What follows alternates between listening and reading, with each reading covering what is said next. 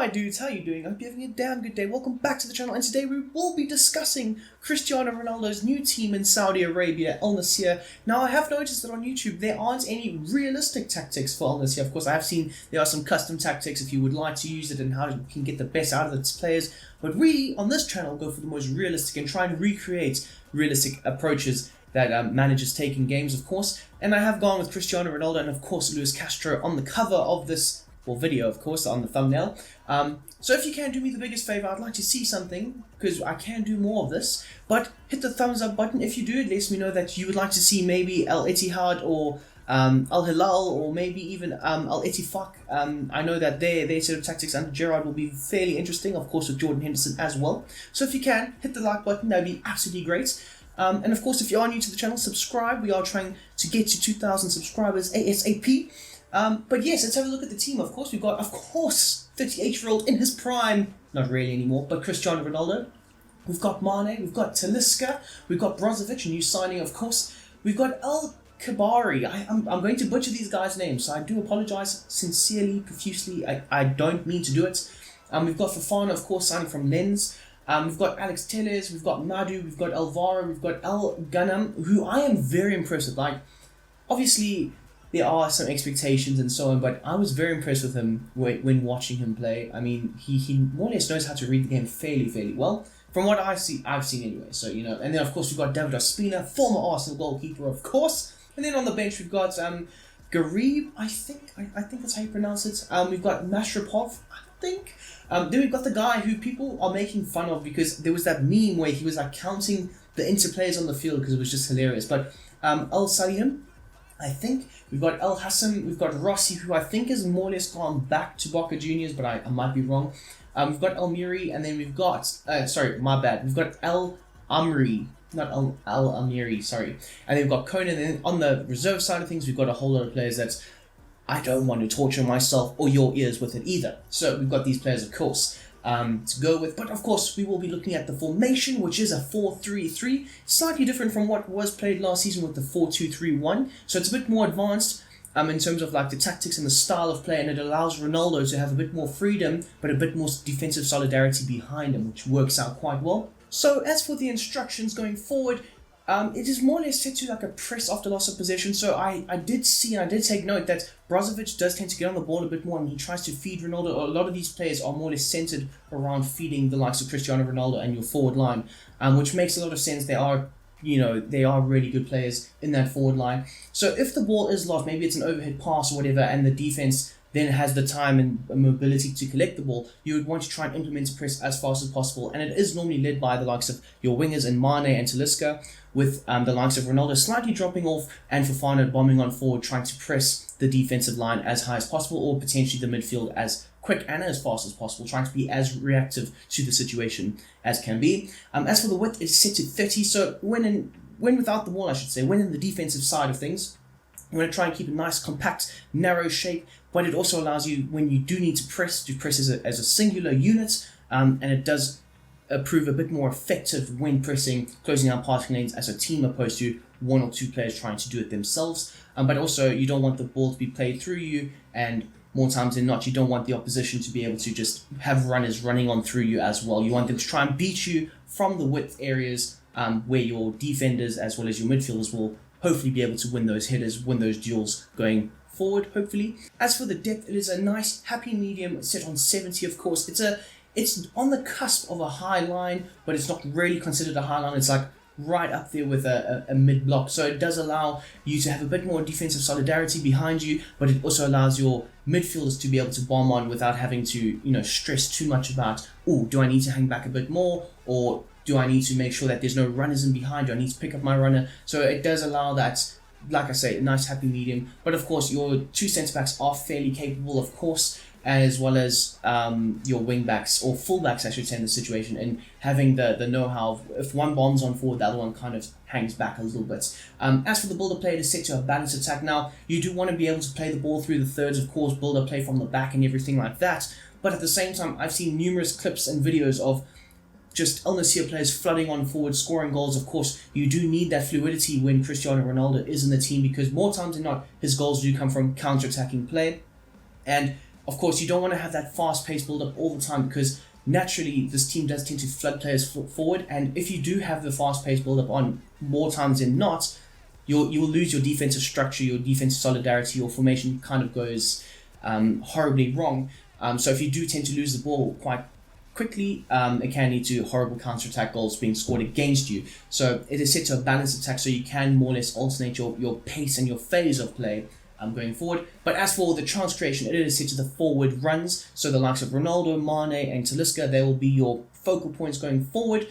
You want them to be able to draw and stretch the opposition out of positions, creating space for the midfield, but also mainly creating space for your fullback. So in the game that I didn't watch the whole thing, I watched bits and pieces of it. I saw the likes of Tellez bombing on forward down that left-hand side, a lot more than the right-hand side, but there was I think one deep cross from that right back position, but more or less it was Tellez bombing on forward, firing crosses in, as well as Talisca, who was also firing crosses in. So you do want to have that chance creation in that wide area set quite high, so you want to try and hit those wider players a lot more with the passes, of course, for them to fire crosses in, and of course feed the likes of Cristiano Ronaldo, Mane and Talisca if he is in the box for the cross. As for players in the box, though, it is set to 8, which is more or less why I have said with the builder play to go with a balanced approach, because if you have players just consistently flooding on forward, 1, they get tired, and 2, no defensive structure. So an 8 is a really good approach because then it allows Ronaldo to have a few more bodies around him to detract the defense from just sticking on him. Of course, he is a huge aerial threat as it is, even at the grand old age of 38. So it does allow for more players to be in the box, and of course, like I always say, more bodies, more goal opportunities. That's the rule you live and die by in FIFA 23. As for corners and free kicks, as per always, my dudes, it is set to 4. So just having a look at the instructions for the goalkeeper, of course, David Ospina, fantastic player at Arsenal in his time in the Premier League, of course, but he is going to be set to come for crosses. Of course, you want him to relieve the pressure on the defense like I normally tend to do anyway, but claim crosses from corners and free kicks and so on. At the same time, you also want him to be a sweeper keeper. Now, I know they are playing a mid-block, but it's a higher mid-block than normal, so you do want him to be able to be a bit more comfortable with running off of his line, collecting the ball, passing it off to either your defenders or passing it into the midfield to Brozovic, who will look to come a lot deeper, collect the ball and then drive it on in. But at the same time, you do need a goalkeeper that has these capabilities, and I do think Ospina fits that mold quite well. As for your 2 centre-backs, they are set to their base defensive instructions. Now, as for your wing-backs/full-backs, I always get those confused. I know the difference, but I always tend to say wing-back when I need to say full-back and so on. But anyway, I'm getting sidetracked. As for El Ghanem, he is set to balance attack, so you don't always want him bombing on forward, because the likes of Tellez, he normally does do that quite a bit. But he is set to overlap, so he will look to try and spread the field a bit more, create a bit more width down this right-hand side, because Talisca's set of instructions look to more or less help alleviate pressure on Ronaldo and try and put more bodies around Ronaldo. So that is why he is set to overlap, of course. And then, of course, we've got the bombing on Brazilian Alex Tellez. He's going to look to join the attack as many times as possible. He's a very attacking fullback, of course. And, of course, he is set to overlap. So he will look to try and create space on the outside of Mane, drawing on players, creating space for Mane to cut inside and potentially get shots off, or potentially cross the ball himself into the box for Cristiano Ronaldo, Mane and Talisca. Moving on slightly forward, El Kabari, I think I got that right. He is set to cut passing lanes, balanced attack. So normally for the DM in this situation, you're going to have him set to either cut passing lanes or stay back while attacking or something like that. This time he's set to a balanced attack, so he will look to get a lot more forward than previous sets of instructions, because he is not really going to be playing as the DM in this team. But more importantly, he will have aggressive interceptions on, so he will look to try and do a defensive job going forward, try and hurry up the play of the opposition, try and press as well. He will be one of those many bodies that are just running in the midfield, trying to cause havoc as well. But more importantly, he's set to cover wing and then, of course, drift wide, so he will have a slightly wider role. He's not going to shield the back line like normal DMs do. Now, going slightly higher up the field, Brozovic, he has got slightly differing sets of instructions going forward.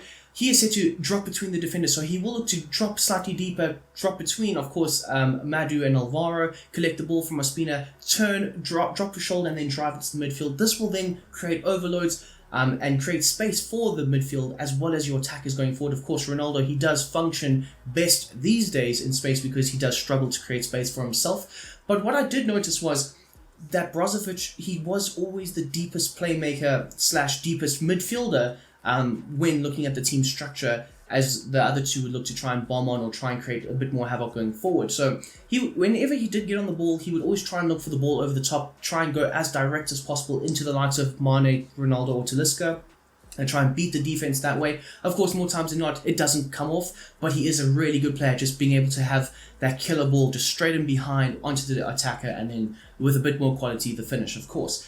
He's also set to normal interceptions, so he will look to try and sweep up as high as possible, winning the ball back high up the field, of course. As for the other midfielder counterpart, Fofana, he will be more of your box-to-box, more attacking role in the team. Of course, he is set to balance attack, like I say, box-to-box, but he's also set to get into the box. That nice high number 8 that we set for players to be in the box, he will be one of those players in and around the box, sometimes deeper in the box, of course, making back post runs. He is also set to normal interceptions, stick to position, of course, and then cover the wing. So he will cover the wing on the left-hand side, and El Kabari will cover the wing on the right-hand side, with Brozovic more or less sweeping up the middle. And then slightly on forward now, we've got our two wingers, and then of course Ronaldo. We will get to those instructions fairly soon. But as for Mane, he is going to be your outlet ball. Now, what I noticed was Ronaldo does tend to drop slightly deeper, but they were more or less missing an outlet ball when Mane wasn't on the field. So he will look to be your outlet ball. He'll also look to try and make diagonal runs, so he'll look to arc his runs a bit more, so you can try and do that by saying cut inside and of course getting behind. We all know that Mane is a very quick player as is. Even in his aging years, he has still got a lot of pace on him, and of course he is set to get him to the box. You want more players, like I said earlier, around Ronaldo, more bodies being pulled out of position and away from Ronaldo, occupying other areas.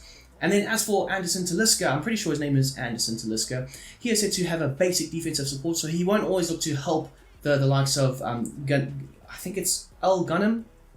He won't always look to help him, because El Ghanem will not always look to try and overlap and bomb on forward and attack, so he doesn't need to worry too much, but he is set to cut inside and come short. Now, I have these set of instructions on because I did notice that he would somewhat play as a secondary striker more times than not really picking up the wider areas as much, but he also would look to try and cross the ball. So when he was in those wider areas from time to time, which was fairly rarely, he would look to try and cross and try and create for other players. But he is also set to get into the box. He is quite tall. I didn't realize how tall he was. But the most important thing about these set of instructions is to try and draw bodies off of Ronaldo. Like I said, Ronaldo can't really create his own space anymore. He's slowly losing his yards of pace, and so on. So the likes of Talisca humming around him does help out the likes of Ronaldo a lot, which is why I have these set of instructions for Anderson Talisca.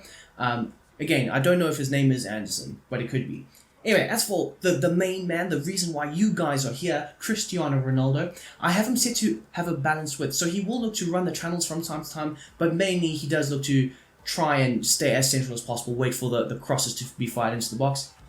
Now, a nice feature for Ronaldo in this game to get the best out of him is to set him to get in behind. He does like to play off the shoulder of the defense from time to time, which is more or less why he is so many times caught offside in games. It really irritates me. At Manchester United, he would always make these really good runs, but then because he's slowly losing pace, he normally tends to go a bit earlier, and he's normally caught offside. So to get the best out of Ronaldo in this system, in this team, in this game, of course, he sets him to get in behind. Aggressive interceptions will be set on. Now you can alternate between this, maybe at half time, or if you're trying to press the life out of a team, you have it set.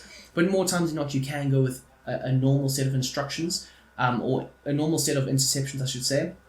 But he will look to try and win the ball back as fast as possible as well, under normal circumstances. But of course, in the game, his stamina does tend to drain quite quickly, so I would advise normal, but you can go with aggressive. And then, of course, he is set to come back on defense. Now, I have noticed Ronaldo does tend to drop quite deep to get on the ball, link up play with the likes of the midfield. And then what that does is, of course, draw out the opposition.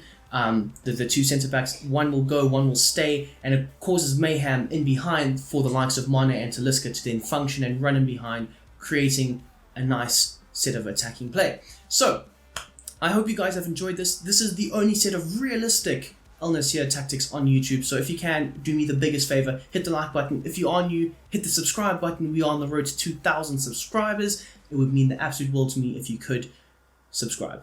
So anyway, up until the next time, I hope you guys have a damn great day. I am out of here.